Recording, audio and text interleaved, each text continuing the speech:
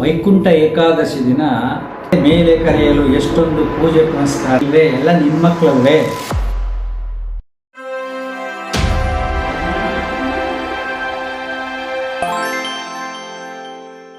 ಸ್ನೇಹಿತರೆ, ವೈಕುಂಠ ಏಕಾದಶಿ ದಿನ ನನ್ನ ಮನಸ್ಸಲ್ಲೇ ಬಂದಂಥ ಆಲೋಚನೆ ಅದೊಂದು ಕವನದ ರೂಪ ತಾಳಿದೆ. ಅದರ ಅರ್ಥ ಇದೆ ನೋಡಿ. ಮೇಲಿಂದ ಕೆಳಗೆ ಕಳಿಸಿ ಮತ್ತೆ ಮೇಲೆ ಕರೆಯಲು ಎಷ್ಟೊಂದು ಪೂಜೆ ಪುನಸ್ಕಾರ, ಸರಿಯೇ ಗೋವಿಂದ.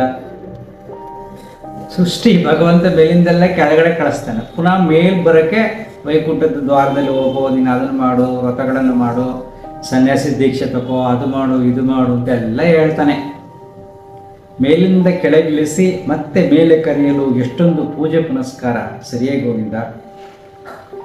ನಾಮ ವಿಭೂತಿ ಲಿಂಗ ಜಂಗಮ ಜನಿವಾರ ಕೊಟ್ಟೆ, ಒಬ್ಬರಿಗೆ ಒಂದೊಂದು ಹೇಳಿ ಎಲ್ಲ ಒಂದೇ ಎಂದೆ, ಸರಿಯೇ ಗೋವಿಂದ.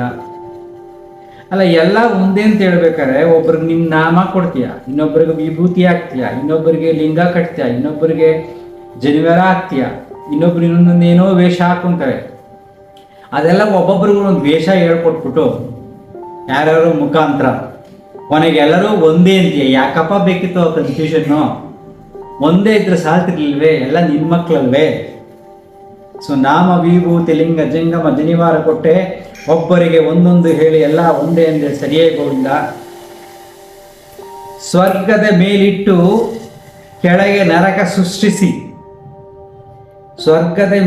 ಸ್ವರ್ಗವನ್ನು ಮೇಲಿಟ್ಟು ಕೆಳಗೆ ನರಕ ಸೃಷ್ಟಿಸಿ, ಎರಡನ್ನು ನೀನೇ ಮಾಡಿ ಮತ್ತೆ ಸ್ವರ್ಗದ ಸುಖದ ಆಸೆ ಬಿತ್ತಿ, ಅದ ಮಾಡು ಇದ ಮಾಡು ಎನ್ನುವುದು, ಸರಿಯೇ ಗೋವಿಂದ. ಸ್ವರ್ಗವನ್ನು ಮೇಲಿದೆ ಅಂತ ಹೇಳಿ ಕೆಳಗಡೆ ನರಕನ ಸೃಷ್ಟಿ ಮಾಡಿ, ನೀ ಸ್ವರ್ಗಕ್ಕೆ ಬರಬೇಕಾದ್ರೆ ಏನೇನು ಮಾಡಬೇಕು? ಎಷ್ಟು ಜನ ಸನ್ಯಾಸಿಗಳಾಗಬೇಕು, ಹೆಂಡತಿ ಮಕ್ಕಳು ಕಟ್ಕೋಬಾರ್ದು, ಜೀವನ ಪೂರ್ತಿ ಅವರು ಸನ್ಯಾಸಿಗಳಾಗಿ ಸ್ವರ್ಗವನ್ನು ಸೇರಬೇಕು. ಎಲ್ಲ ಧರ್ಮಗಳಲ್ಲೂ ಇದೆ ಅಲ್ವಾ? ನೀ ಸ್ವರ್ಗ ಮೇಲಿಟ್ಟು ಕೆಳಗೆ ನರಕ ನೀನೇ ಸೃಷ್ಟಿ ಮಾಡಿ ಮೇಲ್ ಬರೋಕ್ಕೆ ಇದಿದು ಮಾಡು ಅಂತ ಎಲ್ಲ ಹೇಳ್ತೀಯ ನೀನು, ಸರಿನೇ? ಎಲ್ಲ ನನ್ನ ಮಕ್ಕಳೆಂದು ಎಲ್ಲರೊಳಗೆ ನಾನಿರುವನೆಂದು ಯಾರ್ಯಾರಿಗೋ ಏನೇನೋ ಹೇಳಿ ಕಿತ್ತಾಡುವಂತೆ ಮಾಡಿದ್ದು, ಸರಿಯೇ ಗೋವಿಂದ.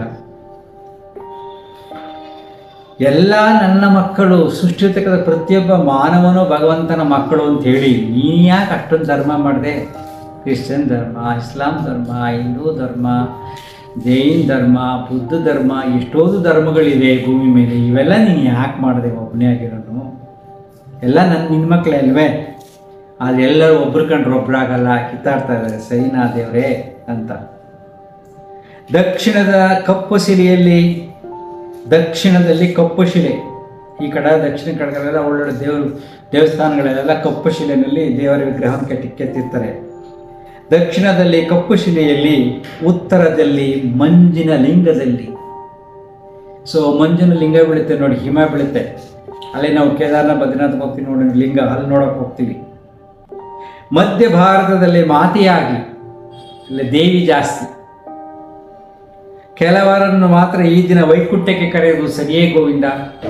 ಒಂದೊಂದು ಕಡೆ ಒಂದೊಂದು ಮಾಡ್ಬಿಟ್ಟು ಒಂದು ದಿನ ಮಾತ್ರ ಬರೀ ಕರ್ನಾಟಕದಲ್ಲಿ ನೀನು ವೈಕುಂಠ ಬಂದ್ಬಿಟ್ಟು ಕರಿತೀಯಲ್ಲ, ಸರಿನೇನಪ್ಪ?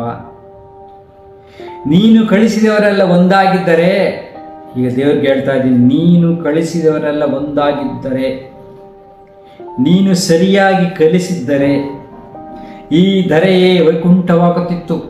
ನೀನು ಯಾರನ್ನು ಸೃಷ್ಟಿ ಮಾಡಿದ್ಯೋ, ಈ ಭೂಮಿ ಕಳಿಸ್ತೀಯೋ ಅವರೆಲ್ಲ ಸರಿಯಾಗಿದ್ದಿದ್ರೆ, ಸರಿಯಾಗಿ ಕಲ್ತಿದ್ರೆ ಈ ಭೂಮಿನೇ ವೈಕುಂಠವಾಗ್ತಾ ಇತ್ತು, ಚೆನ್ನಾಗಿರ್ತಾ ಇತ್ತು. ನೀ ಮಾಡಿದ್ದು ಸರಿಯಾಗಿ ಹೋಗಿದ್ದ. ಕಾಲ ಬಂದಿದೆ ಹತ್ತಿರ, ನರಕವಾಗಿದೆ ಸೃಷ್ಟಿ. ಈ ಭೂಮಿ ಮೇಲೆ ಏನು ನಡೀತಿದೆ ಗೊತ್ತಾ? ನರಕ ಸೃಷ್ಟಿಯಾಗಿದೆ, ಕೊಡ ತುಂಬಿದೆ, ಎಲ್ಲ ಕಡೆ ಯುದ್ಧಗಳ ಕಾರ್ಮೋಡ ಕವಿದಿದೆ, ಕೊಡ ತುಂಬಿದೆ, ಕರುಣೆ ತೋರಿ ಎಲ್ಲರಿಗೂ ವೈಕುಂಠದ ದಾರಿ ತೋರಿಸು ಗೋವಿಂದ. ಕರುಣೆ ತೋರಿ ಎಲ್ಲರೂ ನಿನ್ನ ಹತ್ರ ಕಳಿಸ್ಕೊಳ್ಳಪ್ಪ ಅಂತ ಹೇಳ್ತಾರೆ. ಈ ಕವನ ವೈಕುಂಠ ಏಕಾದಶಿ ದಿನ ಬರಬೇಕು. ಅರ್ಥ ಇದೆ ಅಲ್ವಾ? Thank you.